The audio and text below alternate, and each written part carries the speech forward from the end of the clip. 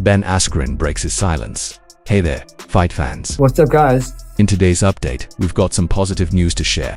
Ben Askren is now awake and beginning his recovery journey. He has dropped quite a bit of weight and still can't recall what exactly took place, but he's deeply grateful for all the support and messages coming his way. Giving you an update in a while. Figured you deserve one. Whenever this is all the way over, I actually just read through my wife's journal because I don't remember anything from May 28th to July 2. No recollection. Zero idea. No idea what happened. We'll kind of go through it all, and I just read through my wife's journal. It's like a movie. It's ridiculous. So I only died 4 times, right? Where the ticker stopped for about 20 seconds. That's not ideal. I don't know if you guys know that. But I got the double lung transplant. I made it out to the other side of it, gaining quite a bit of strength. We're going to use everything again. I was actually on a scale yesterday, 147 pounds. I've been on 47 pounds since 15 years old. So I was like 50 pounds in a 45-day period. So man, that was a battle. Luckily, I don't remember most of it. And the thing that was most impactful to me was all the love I felt from everybody. And it was almost like I got to have my own funeral, right? I still remember 30 years ago when Dave Schultz died, and you listen to all these older people, recollect how much they enjoyed him, how much they loved him. And, obviously he never had to hear that. I'm sure some people will him. But, so man, the outpouring of love from the wrestling community was just amazing. It felt so good. And so, I'm more motivated than ever to keep give back and do what I can and help out the best I can help out. I love you guys. I appreciate you guys. It's been tough, not only on me, but my whole family and my close community. So I appreciate everything. Hope you guys appreciate the update. And like I said, sometime down the road, maybe Amy and I can detail everything a little more.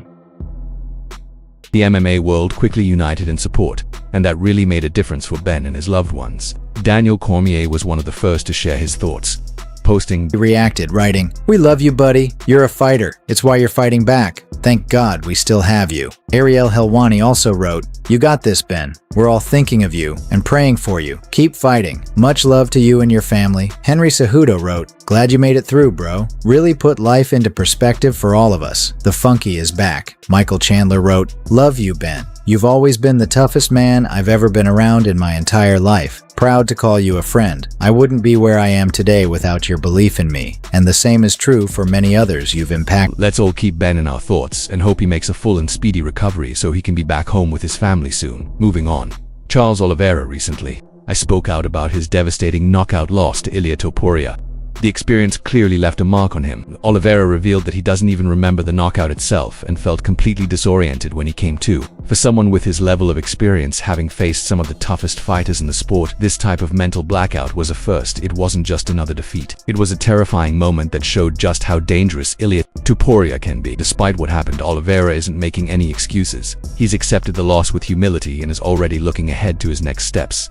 But one thing is certain, a knockout like that stays with you, even if your memory of it is gone. I kept asking what happened, how I was doing, and where I was, Charles shared. Você chegou a apagar quando você acordou ali, você entendeu o que tinha acontecido? Precisaram te explicar? Não. Perguntei várias vezes o que tinha acontecido, como eu tava, onde que eu tava, tá ligado? Só o Diego, minha mulher, a família, todo mundo tava ali. Calma, respira. Depois nós conversa e aí... Ele não tá bom, beleza, mas... De verdade, nunca tinha acontecido daquela forma. É chato, é ruim, mas faz parte. Oliveira also admitted that he would have done everything differently. As nothing went according to plan against Ilia, I would change everything, he said. I didn't do anything I trained for. None of the strategies we worked on happened in that fight. "I've been in this sport for many years, and I've never been knocked out like that." Many fans believe that after suffering such a knockout, a fighter is never quite the same. But Alexander Volkanovski has shown that it's possible to bounce back. Despite enduring 2 brutal knockouts in a row, he returned stronger than ever and did what most fighters can't. He regained his UFC title. He didn't just reclaim his belt, he defeated one of the brightest rising stars in the division. However, even with this impressive comeback, his family is urging him to retire. They're deeply worried about his health and feel that now might be the best time to step away from fighting for good. In a recent interview with Demetrius Johnson, Volkanovski finally opened up, admitting that after that vicious knockout loss to Makhachev, he probably should have taken some time off to recover. Oh, it's like she knows I'm going back, so Yeah.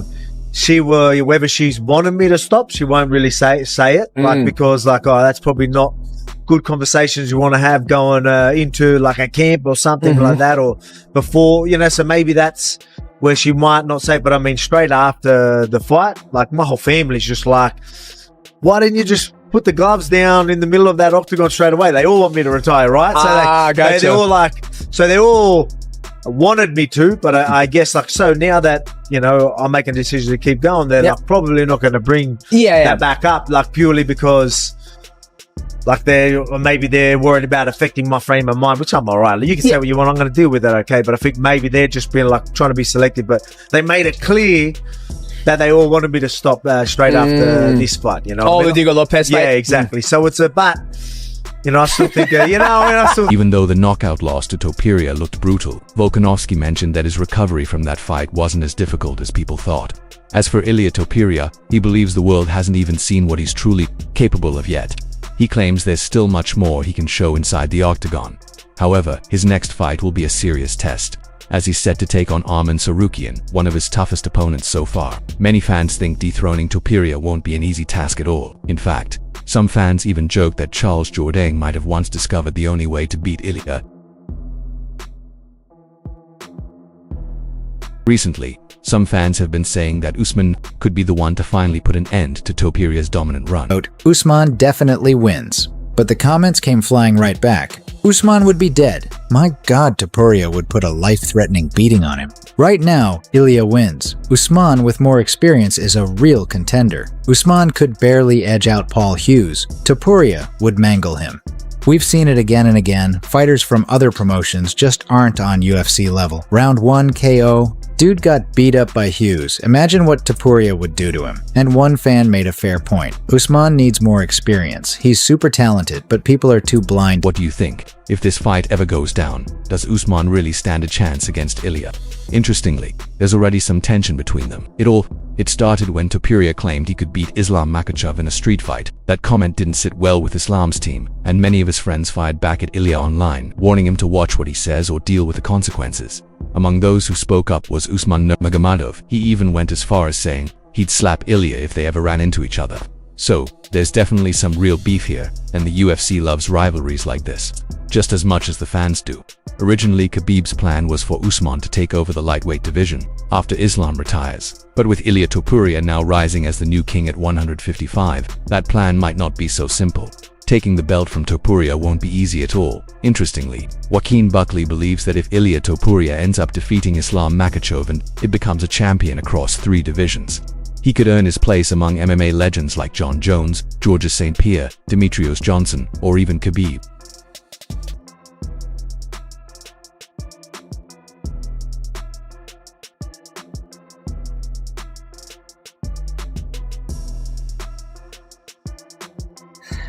If Ilia Topuria is able to move up and fight Islam at 170 for the belt, we always talk about, the GOATs, right, of MMA.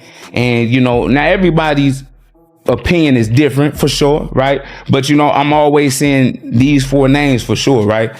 It's John Jones, Georges St. Pierre, Demetrius Johnson, and Khabib Nurmagomedov, right? Those are always the 4 names that I usually hear amongst people. And with that being said, out of those 4 names, right, if Topuria does what he does and becomes, and gets 3 straps, right, in 3 different divisions, I truly believe he does put himself in a position to become an all-time great. Who you think he replaced off that mountain? Who y'all think he replaced off of that Mount Rushmore? Who it is? I'm just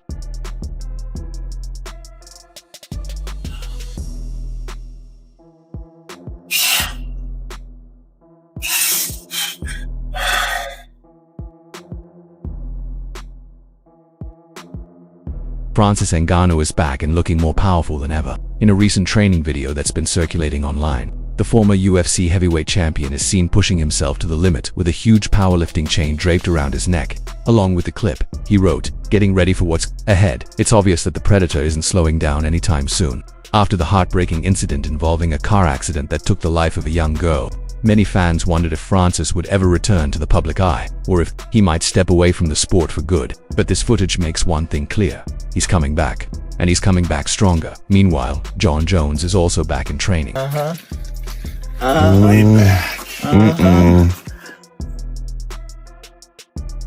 Boy, spider webs.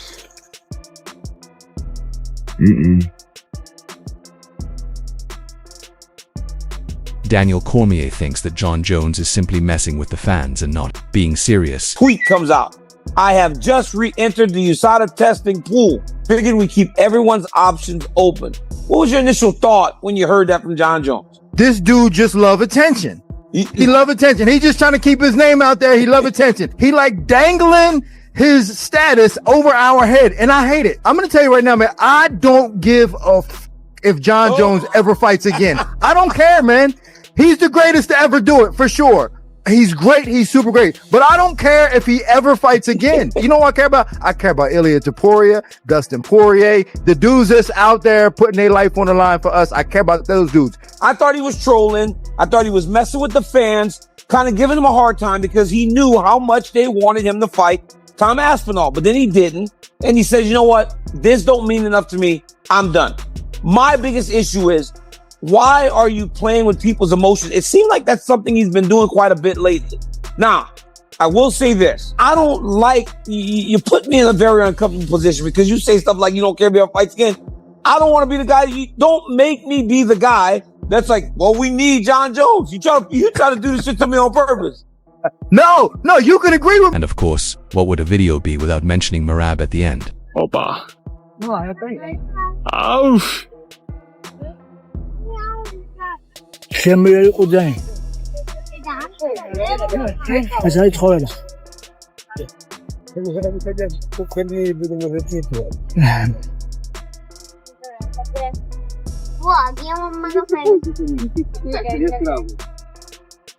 Make sure to hit that like button and subscribe to the channel. We really appreciate your support.